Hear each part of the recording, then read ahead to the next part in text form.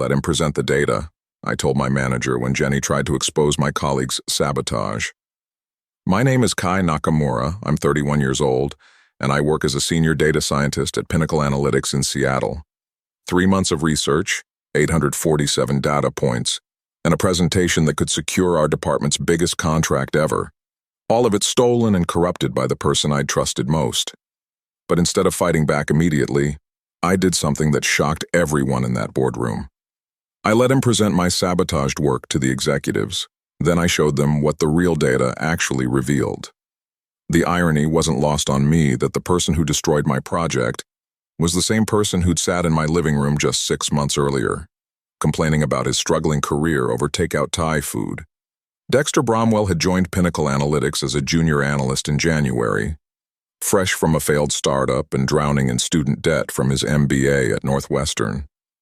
While other new hires kept their distance, maintaining professional boundaries, Dexter seemed genuinely interested in learning.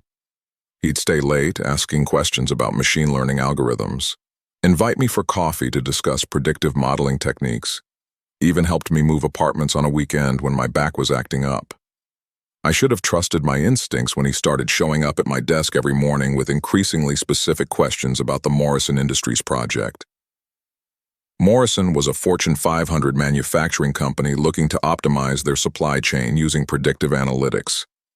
The contract was worth $2.8 million annually, and our department had been working toward this opportunity for over a year.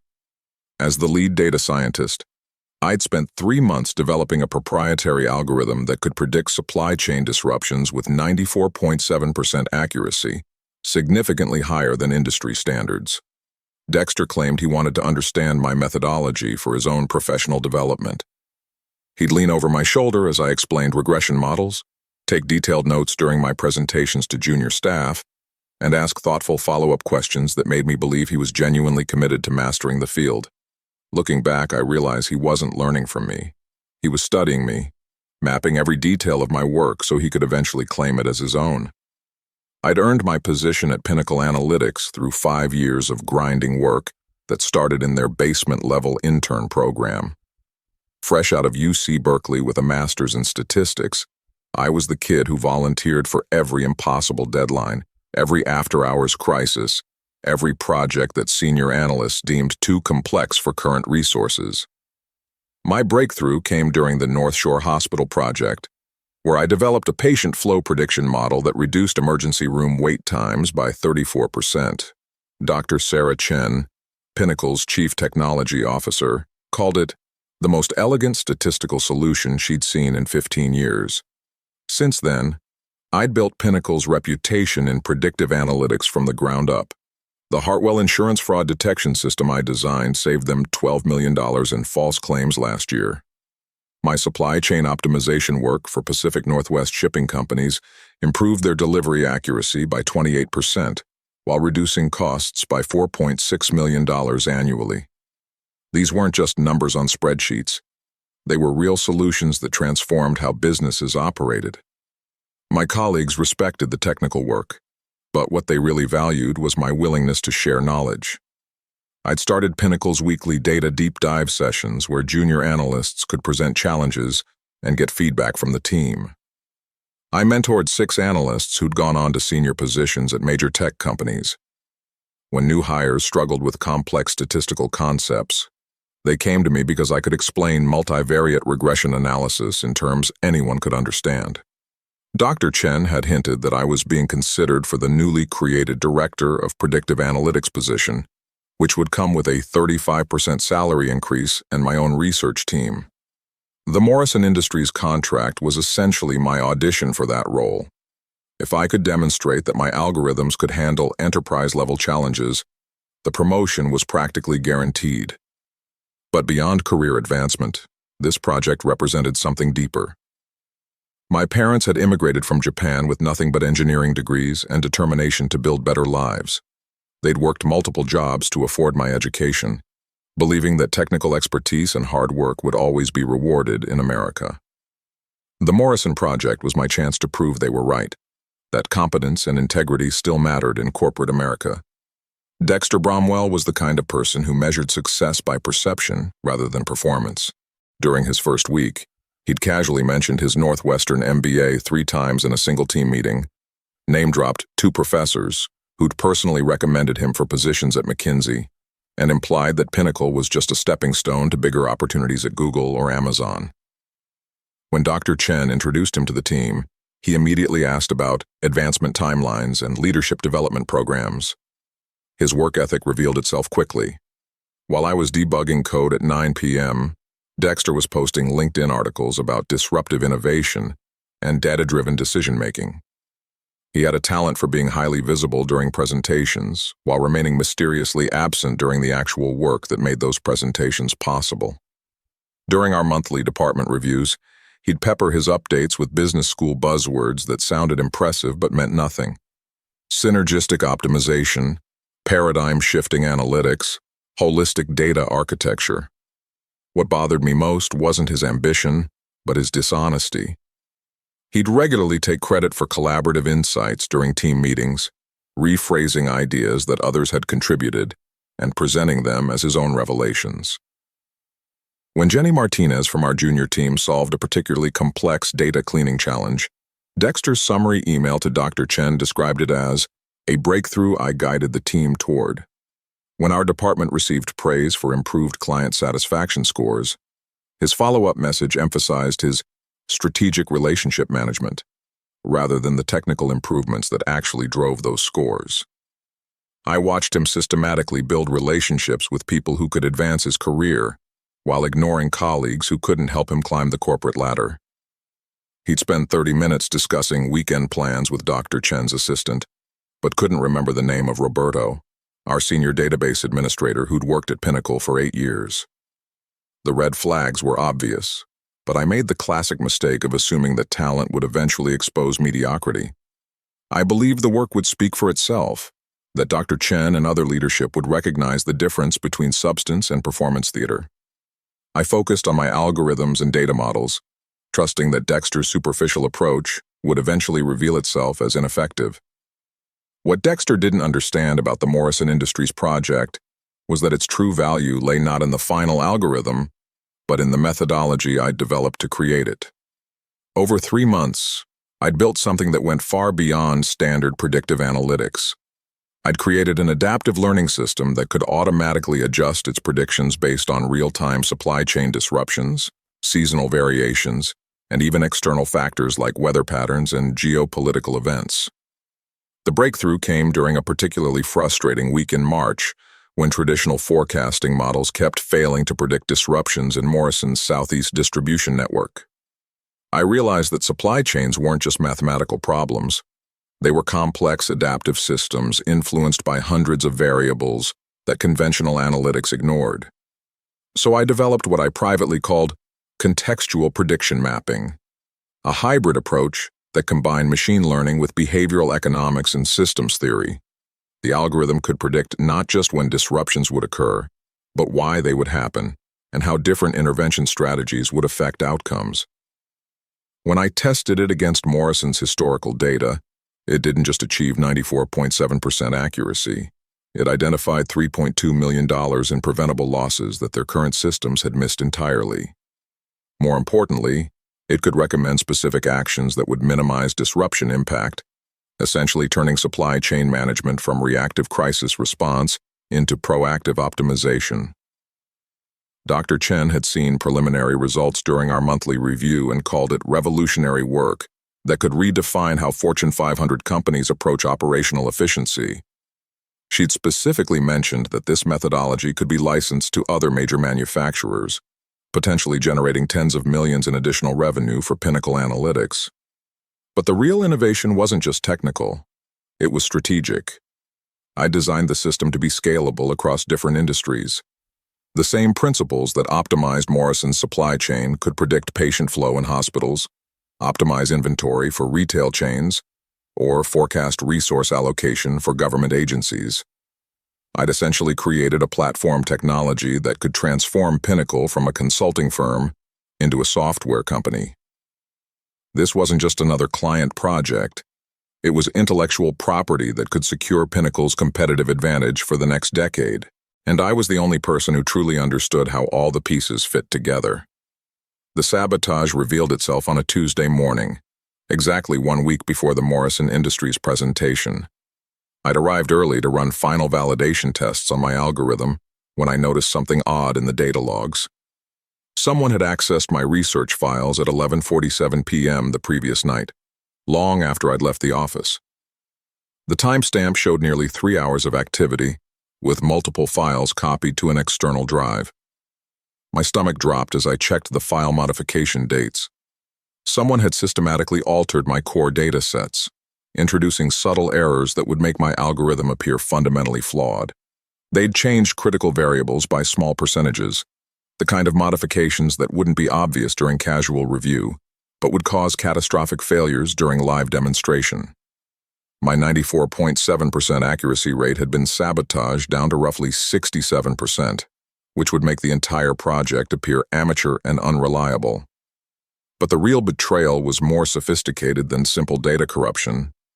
Someone had copied my complete methodology, my proprietary algorithms, even my presentation templates. They'd essentially stolen 3 months of intellectual property, while simultaneously ensuring that my original work would fail spectacularly during the client presentation. The evidence pointed clearly to Dexter. He was the only team member who'd had extensive access to my research, who'd asked detailed questions about my specific methodologies, who'd been present during every phase of the project development. But proving it would be difficult.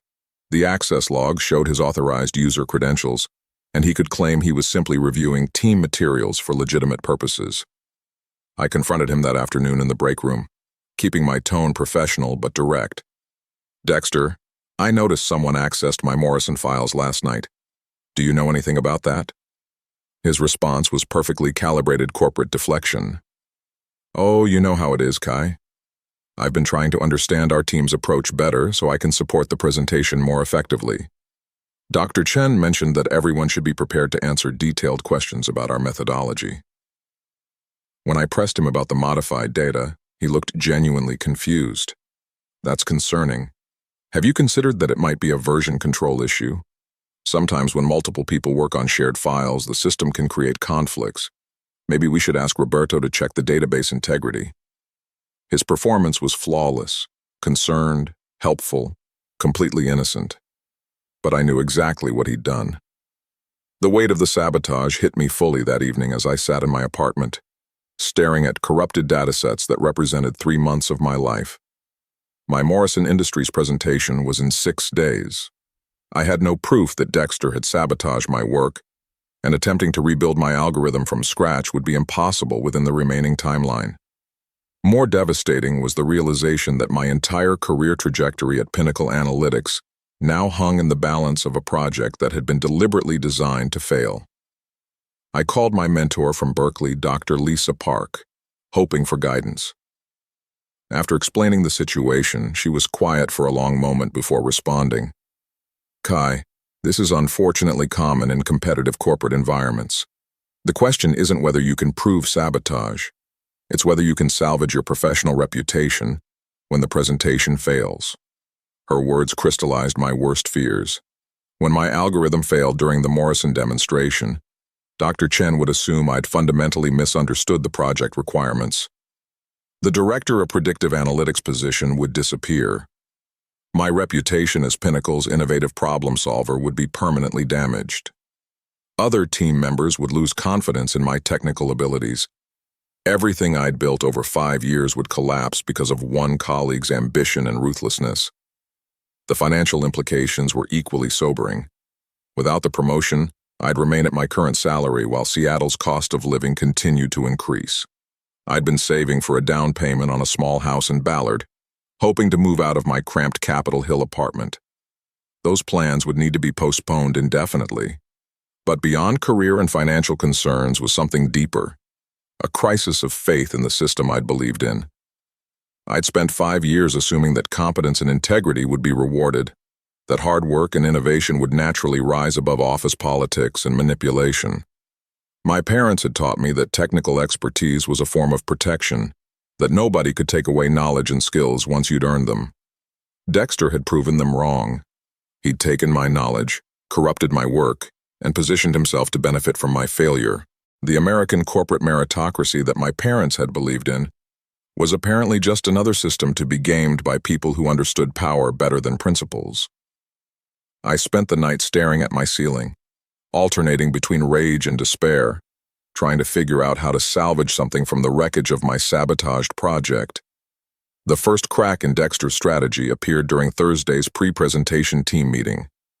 Dr. Chen had gathered our entire analytics department to review final preparations for the Morrison Industries demonstration, and she asked each team member to explain their specific contributions to the project. When Dexter's turn came, his response revealed the fundamental flaw in his sabotage plan.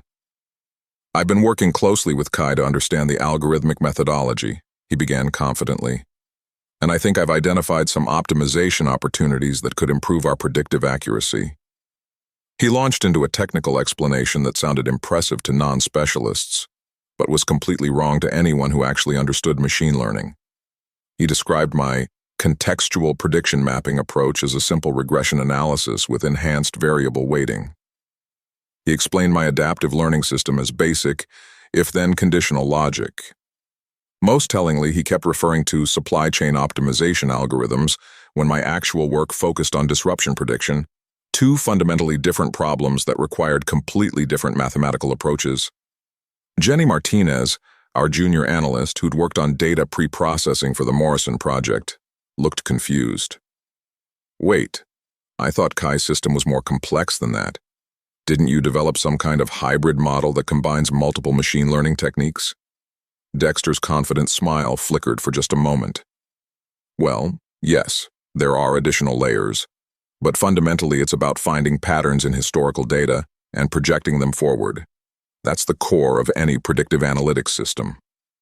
Dr. Chen, who had a PhD in applied mathematics from MIT, raised an eyebrow.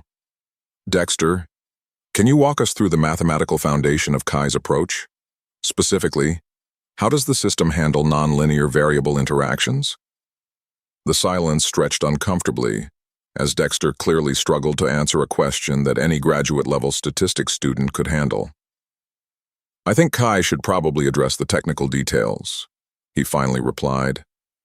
"I've been focusing more on the strategic implementation side." After the meeting, I overheard Jenny talking to Roberto near the coffee machine. Something seemed off about Dexter's explanation. Either he doesn't understand Kai's work, or there's more complexity than he's acknowledging. That evening, I received an unexpected email from Dr. Chen. "Kai, I'd like to schedule a brief one-on-one meeting tomorrow to discuss some technical questions about your Morrison methodology. I want to ensure I can answer any detailed questions that might arise during the client presentation." That night, I made a decision that would change everything. Instead of trying to repair my sabotaged algorithm or expose Dexter's theft, I chose a different path, one that would require patience, precision, and perfect timing. I would let Dexter present the corrupted version of my work, then demonstrate what the real data actually revealed. I spent the next 48 hours secretly rebuilding my algorithm from scratch, using backup datasets I'd stored on my personal encrypted drive. While Dexter prepared to present the sabotaged version, I reconstructed the genuine methodology that had achieved 94.7% accuracy. But this time, I built in additional features that would make the contrast even more dramatic. The key insight was that Dexter had focused on corrupting my final results without understanding the underlying mathematical principles. He'd changed numbers without comprehending what those numbers actually represented. So while his sabotaged version would fail spectacularly, my restored algorithm would not only succeed, it would exceed the original performance benchmarks. I also prepared a detailed forensic analysis showing exactly how the data had been corrupted. I documented every file modification, every altered variable, every timestamp that proved deliberate sabotage. I created a side-by-side comparison showing the original data versus the tampered version, with mathematical proof that the changes were intentional rather than accidental. Most importantly, I prepared a live demonstration that would allow the Morrison Industries executives to see both versions running simultaneously. They could watch the sabotaged algorithm fail to predict known historical disruptions, then watch my actual algorithm accurately forecast those same events in real time. Dr. Chen's one-on-one meeting on Friday confirmed my suspicions about Dexter's technical knowledge. She asked increasingly specific questions about my methodology, and I could tell she was probing to understand whether I actually understood my own work. Her final question was the most revealing. Kai, if someone wanted to replicate your approach, what would be the most difficult aspect for them to understand? The contextual adaptation framework, I replied immediately. It requires understanding not just the mathematical relationships, but the behavioral economics principles that drive supply chain decision-making. You can't just copy the algorithm. You need to understand why it works. She nodded thoughtfully. That's exactly what I thought. See you Monday for the presentation. I left that meeting knowing that Dr. Chen suspected something was wrong, but she was giving me the opportunity to prove my competence publicly. Monday morning arrived with Dexter displaying the confident energy of someone who believed he'd already won. He'd dressed in his best suit, arrived early to test the presentation technology, and spent the morning networking with Morrison Industries executives who'd flown in from Detroit for the demonstration.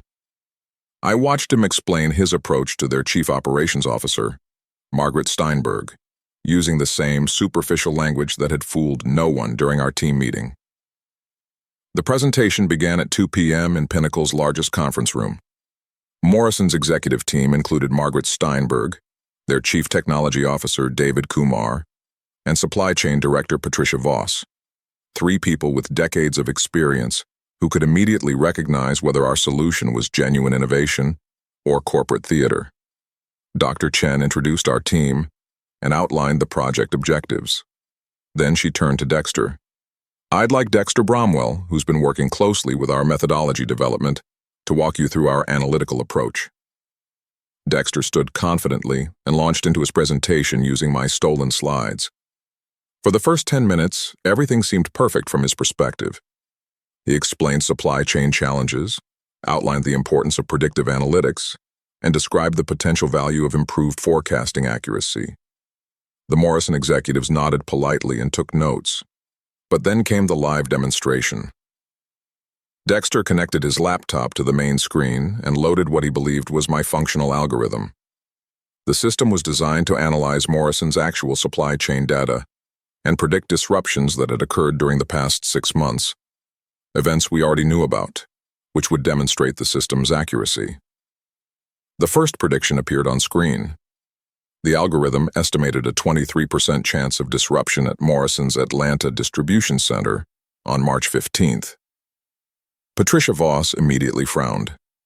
That's interesting, because we had a major disruption that day that shut down operations for 6 hours. A 23% probability seems quite low for something that actually happened. Dexter's confident smile wavered slightly. Well, the system is designed to be conservative in its estimates. The second prediction was worse. 31% probability of disruption at the Phoenix facility on April 3rd, when Morrison had experienced their worst supply chain failure of the year. Margaret Steinberg leaned forward. Dexter, are you telling us that your system predicted less than 1/3 probability for our 2 most significant operational failures?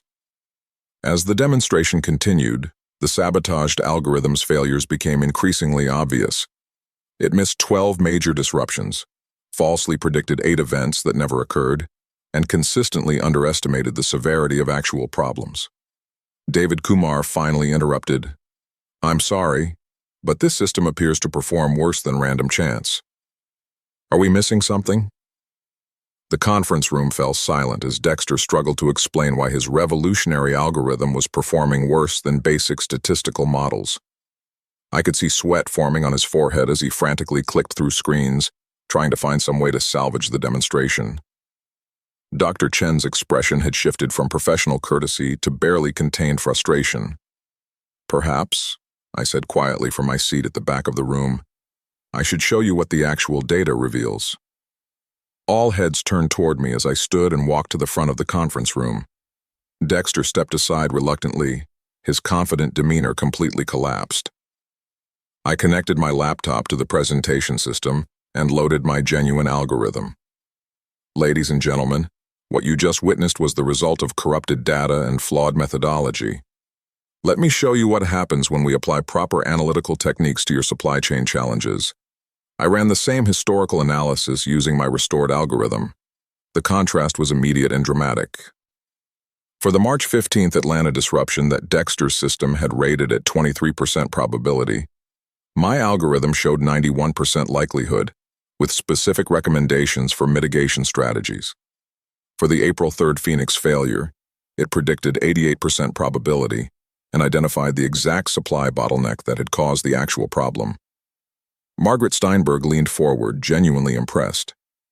Now this is what we were hoping to see. Can you show us how the system identified those specific risk factors?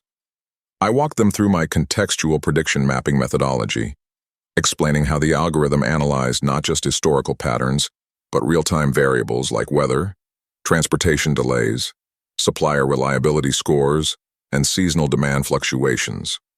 With each example, the Morrison executives became more engaged, asking detailed technical questions that I answered with precision and confidence. Patricia Voss was particularly interested in the system's adaptive learning capabilities.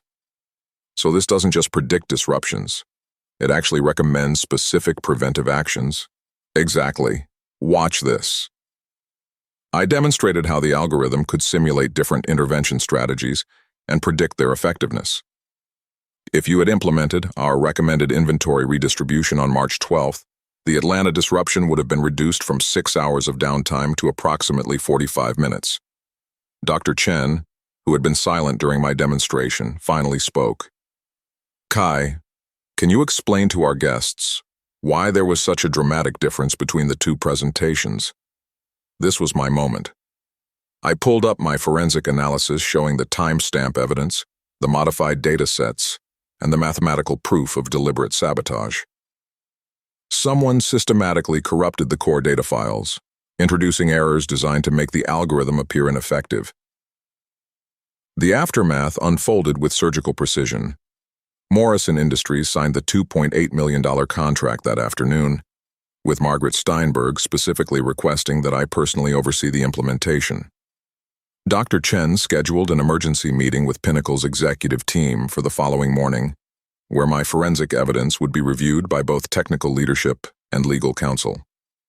Dexter's termination came 48 hours later, delivered via email with the same corporate coldness he'd tried to inflict on my career. The subject line read simply, "Employment termination, intellectual property theft." Security escorted him from the building while he protested his innocence, claiming the data corruption was accidental and that his presentation approach was simply different from mine. But the real validation came 3 weeks later when Dr. Chen offered me the Director of Predictive Analytics position, with a 45% salary increase beyond my original pay, in recognition of exceptional performance under difficult circumstances. My methodology was being fast-tracked for patent applications, and 2 other Fortune 500 companies had already inquired about licensing the technology. The Morrison Industries implementation exceeded all expectations. Within 6 months, our algorithm helped them prevent $4.1 million in supply chain disruptions while improving operational efficiency by 31%.